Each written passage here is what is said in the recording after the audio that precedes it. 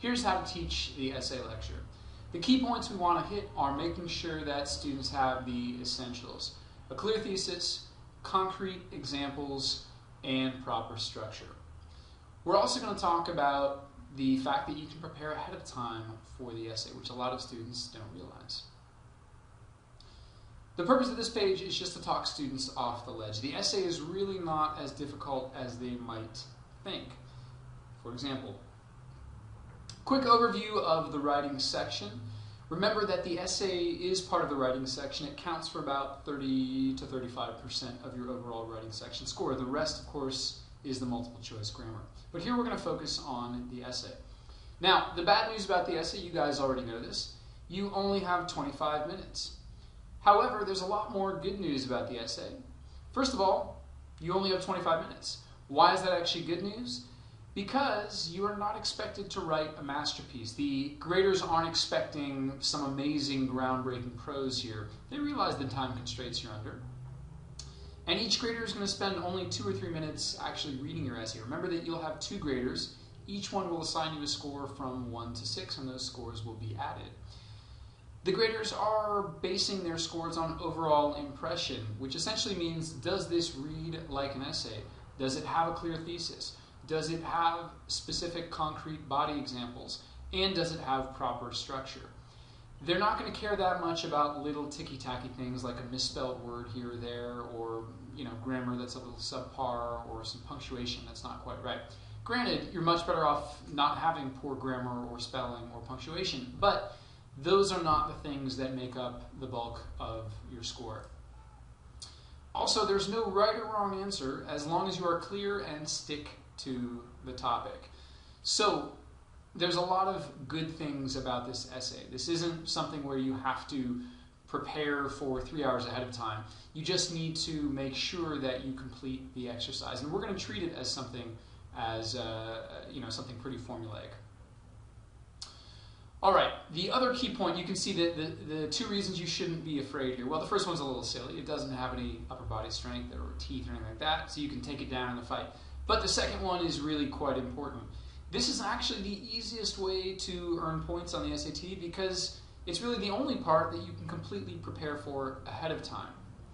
What exactly does that mean? Well, let's turn the page. Now, this page, you want to teach your students, this is the essential page for preparing ahead of time, right? Essentially, preparing ahead of time means brainstorming examples that will fit most essay topics. This is something that kids can sometimes be resistant to because they don't necessarily see that these essays are pretty much plug and play, right? Meaning you can have a couple examples ready, plug them in. But the more and more you communicate the fact that no matter the essay topic, there's always going to be certain examples that will work, the easier it will be for them to see that, yeah, if I prepare ahead of time, then I won't have to do so much hard thinking on the actual essay. So here we go. We have something we call the rule of Abraham Lincoln.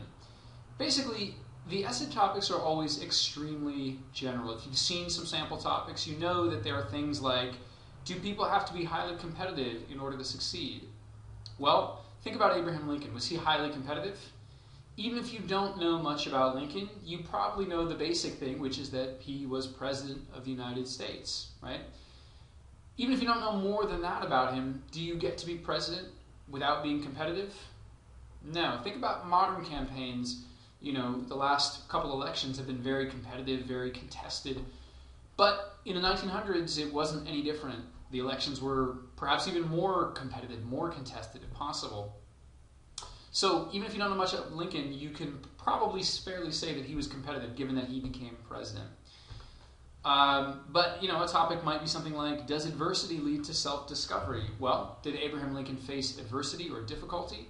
Again, without knowing much about him, you probably know that he took the country into civil war over the issue of Southern secession, right, which was largely revolving around the issue of slavery. So, yeah, Lincoln definitely faced difficulty. Did that lead him to learn things about himself? Probably. Generally, when we go through difficult experiences, we learn about our inner strength, or we learn about our moral compass, or things of that nature. This last question I'm just going to rework to make it yes-no. Do people have to be motivated to change? Well, again, let's go back to Abraham Lincoln. Was he motivated to change? Yeah, he wanted to keep the South in the Union. He believed that preserving the Union was the paramount and most important goal.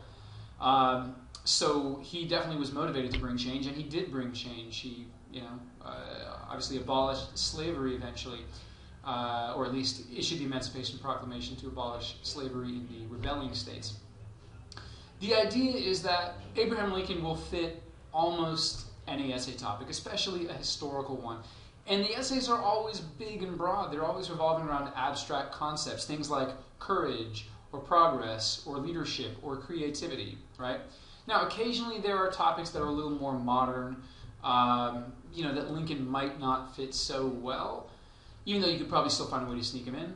But while we call it the rule of Abraham Lincoln, it could just as easily be called the rule of Martin Luther King, or the rule of Albert Einstein, or the rule of Rosa Parks, or Eleanor Roosevelt, or Holden Caulfield from Catcher in the Rye, or Hester Prynne. Basically, there are a lot of big, broad examples from history, literature, science, current events. Certainly President Obama fits a lot of topics. There are a lot of big, broad things that you know a couple main important facts about. And if you create a stable of examples, then you'll never have to worry about not knowing who or what to write about when you see an essay topic. You'll just go to your stable of examples, pick the examples that best fit the topic, and plug them in, right?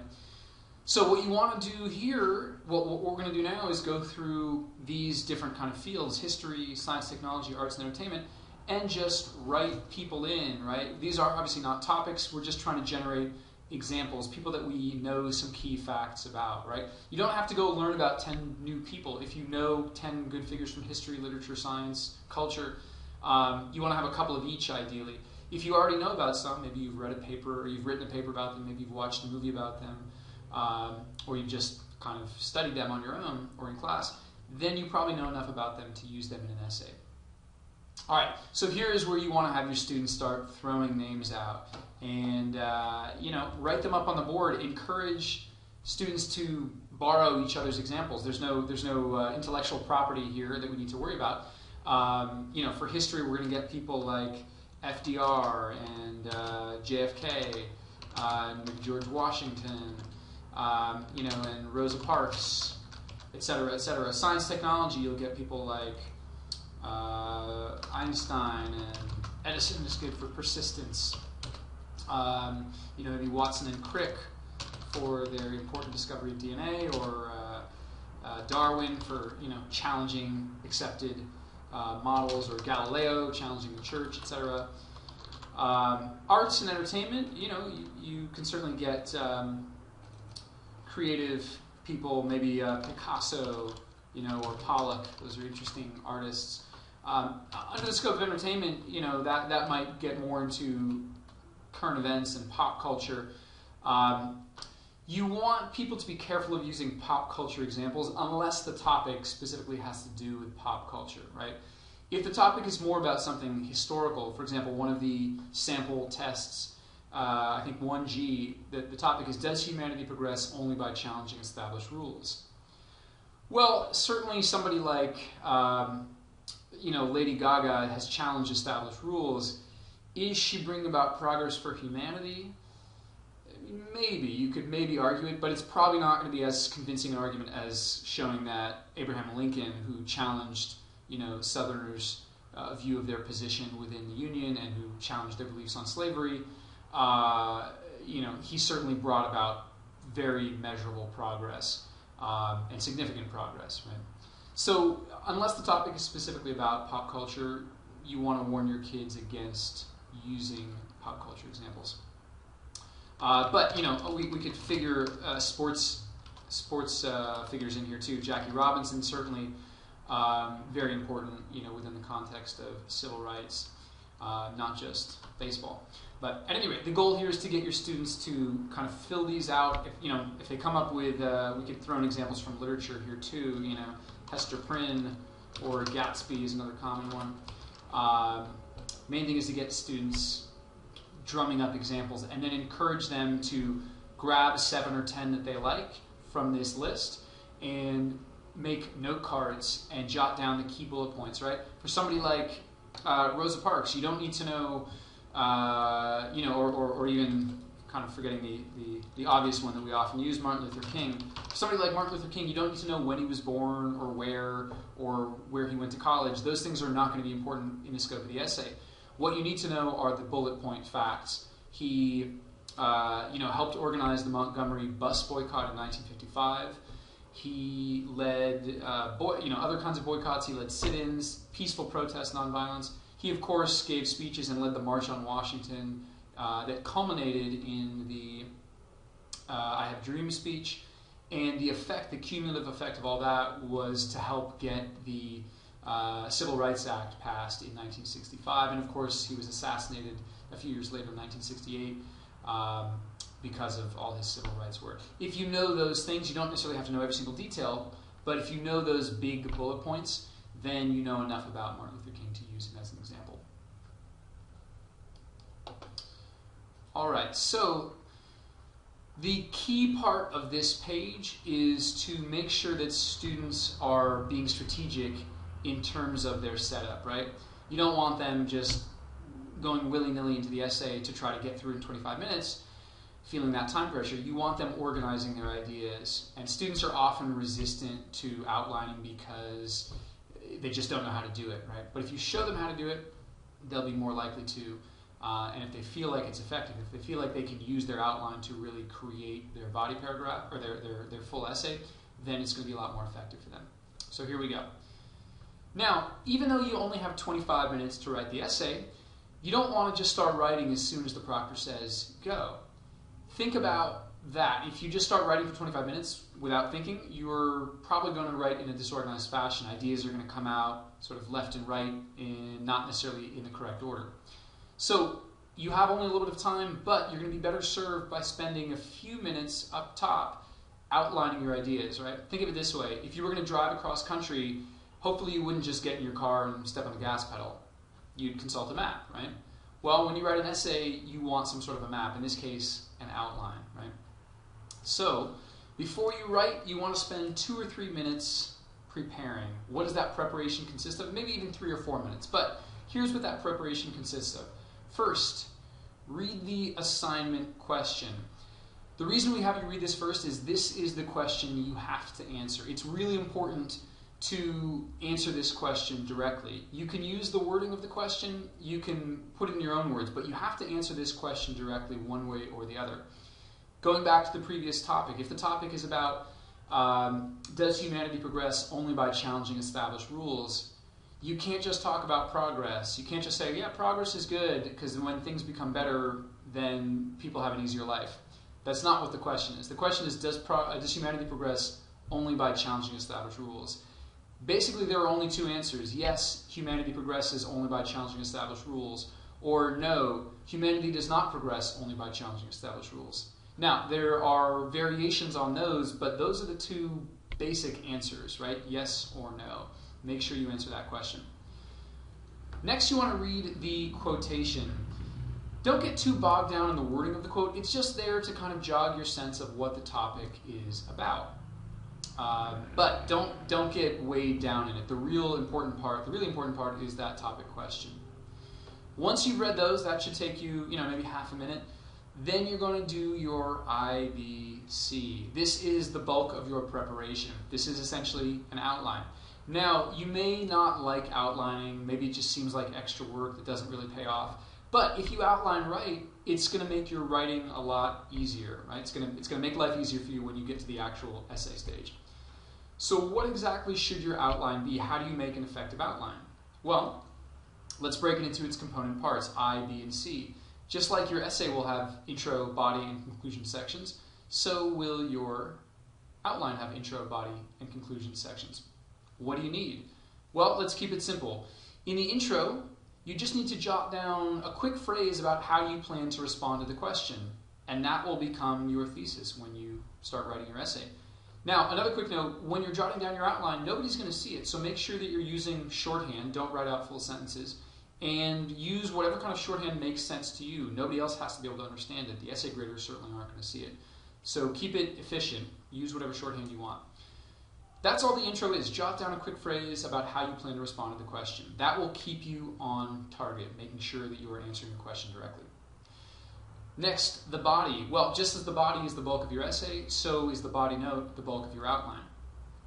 You want to jot down 2 examples, not just one, because if you do one, it's got to be really well developed and really extended, and that can be hard to do without starting to repeat yourself. So generally you want to focus on using 2 separate concrete examples. Like we talked about on the previous page, they can come from history, literature, current events, science, your own observation, your own personal experience. 2 examples that clearly support your thesis, plus a few notes about how they support your thesis. So you don't want to just jot down Martin Luther King, Abraham Lincoln, and then move to your conclusion. That doesn't help you any. That doesn't tell you how you're going to use those examples, right? What you want to do is jot down a couple notes about how each example that you're using relates to the topic, and we'll break this down a little bit more in a separate exercise in a moment to show you how to create helpful notes in your body. The C then, your conclusion is a brief wrap-up. All you need to do is jot down a quick phrase that ties everything together. Conclusion, to be honest, is probably the least important part of the essay, just because your intro is where your thesis is and your body is where your supporting examples are. The conclusion is, supposed to tie things together and ideally give the reader something to think about, kind of applying your argument to the real world. But it's probably a little less important than the first 2. Nonetheless, you should still jot down a quick conclusion note. That will help you write an effective conclusion. Once you've jotted down your IBC, then, of course, all you need to do is write your essay. That makes it sound easier than it is, but it will be easier to write your essay once you have your IBC. Your ideas will be organized. You won't write a paragraph and then write a bunch of random details that don't factor in or that aren't relevant. Let your IBC notes be your guide. Essentially, you're just expanding your IBC notes into prose and fleshing out those examples with details. Now, to keep thinking about this in formulaic ways, what actually goes into the essay? When you're writing your essay, what does that mean? What do you need to do beyond what you have in your outline? Well, we'll start with the intro. Notice that there are really only 3 elements to the intro. I'll start with the second one because this is the most important. The thesis, right? And again, the thesis is basically what you will have in your iNote once you've jotted that down. So that shouldn't be hard to concoct. But you generally don't want to start the essay with your thesis because that just sounds kind of blunt and it's it doesn't introduce the reader at all. Which is why, ideally, you want to start with a hook, right? Now, there are many different types of hooks, but a hook is basically some way to introduce your idea, segue the reader from his or her world into the world of your essay. A hook could be a quick quote, but don't use the quote from the prompt. They already have that in front of them, so that's not going to get you any play, as it were, any points. If you happen to know another quote that's related to the topic, even if you don't know who it's by, you can just say, as a famous person once said, rules were made to be broken, blah, blah, blah. Or if you had a story that related to the topic, a quick story, a quick anecdote, you could ask a rhetorical question. What exactly is progress? You could define a key term that often goes hand in hand with a rhetorical question. Progress is the condition of making things better. Or what exactly are rules? Rules are, merely the products of limited human imagination or something like that. Another one that I like is to propose a hypothetical scenario. Imagine a world in which rules were never broken. Here's how bad it would be for these particular reasons. That kind of hypothetical scenario is nice and visual. It gives the reader something interesting to think about. At any rate, many different types of hooks. The key is just to use one to introduce your argument. The third and final element is a brief summary of examples that you're going to use in the body. This is basically previewing your examples. You can have this as a separate sentence from your thesis, or you can meld it as part of your thesis. Probably doesn't matter too much stylistically, but it is generally a good idea to preview your examples. A, because it will help you organize your essay, and B, because it sort of signposts the reader. It lets them know what's coming, and it will help them as they read to know what the structure is going to be. To wrap up the intro, notice that there's only 3 elements again. This is probably only 3 or 4 sentences. Probably shouldn't be, maybe 5 if you've got a couple sentences for a hook, but you really don't want to go much past 4 or 5 sentences. If it starts to become half a page, that's too long. This should probably be a quarter of a page. Right? Moving on to the body then. Well, the body is obviously the bulk of your essay, and here's what we need to see. First off, we'll start here. Supporting examples. We've talked about this a little bit. From literature, history, science, technology, current events, your own personal experience, your personal observation, your studies, etc. Each example is going to get its own separate paragraph. So generally we're looking at 2 different body paragraphs, body 1 and body 2. What should you have in these body paragraphs? Well, a clear topic sentence to begin each body paragraph, right? The point of a topic sentence is to introduce what a paragraph is going to be about. So a topic sentence could be as simple as, Martin Luther King is an example of how humanity needs to challenge rules in order to achieve progress. Nothing terribly elaborate about that topic sentence, but it gets the job done. It tells you what example I'm using and how it's going to support my argument. Now, the second body paragraph, it's a good idea to have a topic sentence, but it's perhaps an even better idea to have a topic sentence that is a transition sentence, meaning instead of just saying, in your first body paragraph, Martin Luther King is an example of progress, and in the second body paragraph saying, Abraham Lincoln is an example of progress, if your second body paragraph can connect to the first, if that topic sentence in the second body paragraph can connect to the example of the first body paragraph, it'll be a stronger transition. So let me flip it, and let's say the first body paragraph was about Abraham Lincoln, showing that humanity progresses only by challenging established rules.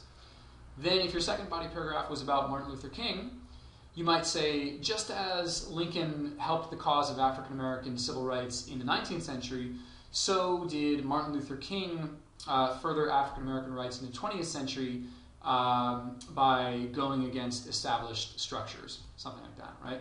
Nothing too fancy, just tying Martin Luther King to the legacy of Lincoln, and it's a nice connection between the paragraphs to keep things flowing. Shows that the ideas are connected. It's also a good idea to have a closing sentence. A closing sentence, if you think of each paragraph as its own little mini essay, the topic sentence is basically the thesis. The details that you use about Martin Luther King or Lincoln in that particular paragraph are the body of that little mini essay. And the closing sentence is basically the conclusion. It ties together, it sort of sums up the argument that you've just made. So a closing sentence for each paragraph, for each body paragraph, is a good idea. Now, one more point on supporting examples. We're going to do a practice IBC in a moment, but one way to think about historical examples in particular, and that can include science and even current events and perhaps even literature, if you're trying to identify the impact of somebody like Martin Luther King or Lincoln, you can follow this kind of before, during, after structure. What was the situation before Lincoln came into office? What was the situation during Lincoln's tenure in office? What happened after or as a result of his actions in the Civil War, etc. Right? Okay, the body paragraphs, those obviously need to be longer. Maybe they're each going to be 7 to 9 sentences. This is obviously not an exact number, but they definitely should have more length than the intro paragraph and the conclusion paragraph. Which brings us to the conclusion. Just like the intro, the conclusion only has a couple parts. We'll start with the first one, a summary of your thesis statement. Now, what a lot of people will do is just restate their thesis here and maybe change around a word or two to make it sound a little bit different. That's not terrible. It's not great. You want to try to be a little bit, a little bit more interesting than that, right? So instead of just restating your thesis, see if you can summarize how your specific examples support your thesis. Both Abraham Lincoln and Martin Luther King demonstrate that in order for an oppressed minority to gain equality within society, the beliefs and established customs of that society must change. I'm using my thesis, but I'm also incorporating my examples to make my thesis a little more specific to what I've been discussing. That's the first part of the conclusion. The second part is what we call a closing thought. Something to relate your argument to everyday life, to apply it to the reader's world. Think of this as the opposite of a hook. Just as the hook segues the reader into your argument, the closing thought should segue the reader out of your argument, right? Again, if you had proposed a hypothetical in your hook, you might have said, imagine a world where no one ever broke the rules. Well, you could revisit that hypothetical. You know, if we stop breaking rules today, here's what the world would become. We would no longer fight for religious tolerance. We would no longer fight for for an end to unfairness in resources, whether that has to do with food or money or property or whatever. At any rate, you know, you're not opening up a whole new argument. You're just kind of applying what you were saying. You've used historical examples to show that we need to challenge rules to make progress. Show us that it's still true now. It's even more important in today's world to keep challenging the way things are done, the established rules, conventional thought, etc., in order to bring progress. All right, and to wrap that up in conclusion, you know, again, maybe this is 2 or 4 sentences, right? Shouldn't be half a page. That probably is going to be too long, but a little quarter of a page at the end, right? And the key point at the bottom here, the most important things about the essay are clarity and specificity. How do you get clarity and specificity? Clarity comes from answering the question and using appropriate structure. Specificity comes from using specific concrete examples to support your argument. All right, so when you're teaching this page, it's really important to make sure that students understand the importance of structure, right? Without structure, an essay is just a bunch of random thoughts. And unfortunately, that's where a lot of kids start. They don't understand what goes where in an essay. If you can communicate to them that the body is where these specific examples occur and where the details go, and that the purpose of the intro is to set up the argument and the purpose of the conclusion is to wrap it up, that's going to go a long way towards helping them structure their essays, and that's one of the key elements along with thesis and specific examples. So now let's look at a sample topic, and we'll talk about an IBC here. So, first thing we want to do is read the assignment question. Should heroes be defined as people who say what they think when we ourselves lack the courage to say it? All right. Now everyone should read the quote as well. Go ahead and read the quote, and then we'll talk about this. All right, so let's say your students have read the quote now, and you can again remind them that the quote is there just to kind of jog their sense of what the topic is about. They don't need to get bogged down in it. But the quote here is basically telling us that people sometimes do things even though, or people are afraid of doing things because they don't want to be disapproved of in society. But to go around that is to be courageous, right? To speak out when there's the risk of such disapproval is perhaps courageous. All right, so should heroes be defined as people who say what they think when we ourselves lack the courage to say it? Let's talk about a sample IBC. First thing is to set up our thesis. You can argue either side. What you'll probably notice is that the yes side is usually a little easier to argue. The questions are a little bit slanted that way. Certainly doesn't mean you have to argue that side. You should argue whichever side you can think of examples for more easily, whichever side your specific stable of examples will fit more easily. So for the I note, let's go ahead and argue the yes side, and we'll just use our shorthand. Yep. Heroes should be defined as peeps who speak up when others fear, right? Just using a bit of shorthand to communicate my position. I'm basically using the wording of the quote. That will keep me on topic. What's my supporting evidence? Well, what examples am I going to use to support this? How about we'll go to an old standby, Martin Luther King. Now, I don't want to just write down his name. I also want to add a couple specific notes about how he relates to this topic. Now, this is where kids often get lost. They don't know exactly what is important to communicate. Well, there's a lot of things about Martin Luther King that are important. Not all of them are going to be relevant to this topic. So the easy solution is to go back to the topic question and highlight or underline, basically identify the key elements. So in this topic, we have the idea of people who say what they think. That's one key element. There's the element of other people lacking the courage to say those same things or to take those same actions. And we have the element of calling people heroes when they speak up, when others are afraid, right? So there's kind of 3 key elements. I'm going to number them like so. Here's number 1, people who say what they think. Number 2, other people lacking the courage. And 3, the fact that it's heroic to speak up in such a way when others are afraid to. if you can identify the key elements of the topic, and there's usually, usually 3, sometimes just 2, but usually 3, then you know exactly what the key elements in your example are. So for example, Martin Luther King, all I need to do now is type in a couple quick notes that correspond to the numbers I just wrote above. First of all, people who say what they think. What is the proof that Martin Luther King, said what he thought? Well, first of all, what did he say? Well, he advocated for black equality, right? I'm going to use the equal sign. And he, gave public speeches, right? That's obviously a big thing we remember about him. Okay, great. That's all I need for number 1. What about the second thing? How do we know that other people lack the courage? Well, this is a little subtle because we don't have access to people's minds, but we can make the argument that lots of African Americans and even whites agreed with King, but he was the one who,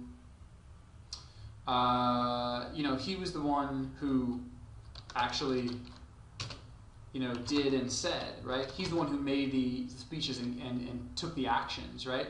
Others, we can leave it at that. And then for the third note, why is that heroic?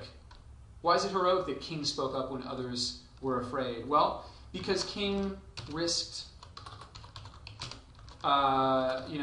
his security. He was educated. He could have had a relatively comfortable life, as an anonymous lawyer in the South somewhere.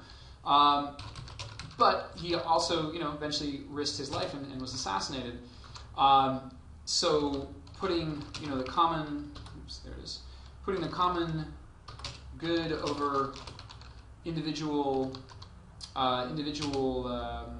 fortune deserves praise, right? Something along those lines. Notice that I haven't mentioned anything about where King was born or who he was married to or what school he went to. All I'm doing is just listing the basic points that correspond to what the essay is asking, right? So it's really important to make sure that your notes are going to guide your body paragraph. How do you do that? By identifying what you need from the topic question, right? Now, King is one example. We want to set up another example. And to go back to another old standby, let's just do Abe Lincoln. So Abe, well, I want to do the same thing with these numbers. First of all, how do we know he said what he thought? Well, he said that preservation of union was paramount, didn't care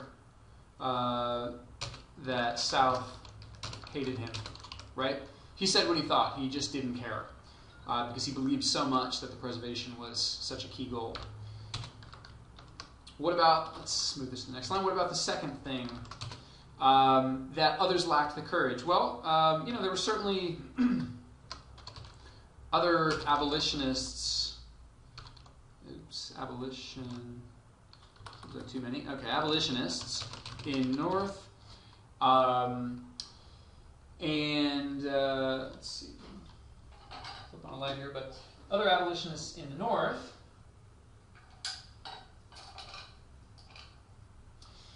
And who sympathized but didn't take action, right? And again, we're being a little bit vague here. We can't go into the historical record and cite every person who ever lived, but there certainly were sympathetic people who didn't want to get caught up in the violence, right?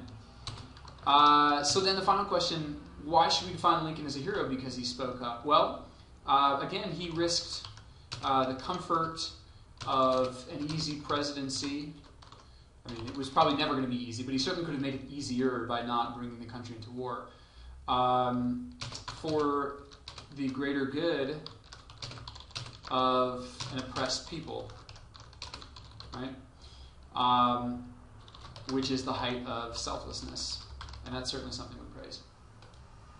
All right, so here again, I have notes that are very targeted to what the question is asking, not stuff about how many kids he had and who his wife was and who his vice president was. Not important, right? At least not for this essay. Finally, the conclusion note. Well, here we just need to tie things up, right? Again, we don't want to just restate our thesis, but let's look at our examples. Martin Luther King and Abraham Lincoln. What's the common ground in terms of people who speak up when others are afraid and why they're heroes? Well, we could say both MLK and Abe, gave voice to those who could not fight for their own rights. Those who could not fight for their rights, and did so out of sheer belief that the raising up of an oppressed mass would improve humanity. Something like that, right? So again, not exactly restating the thesis, certainly relating to the thesis, but using the examples to kind of push the thesis into a specific direction, right? Looking for the similarity, the common ground between them.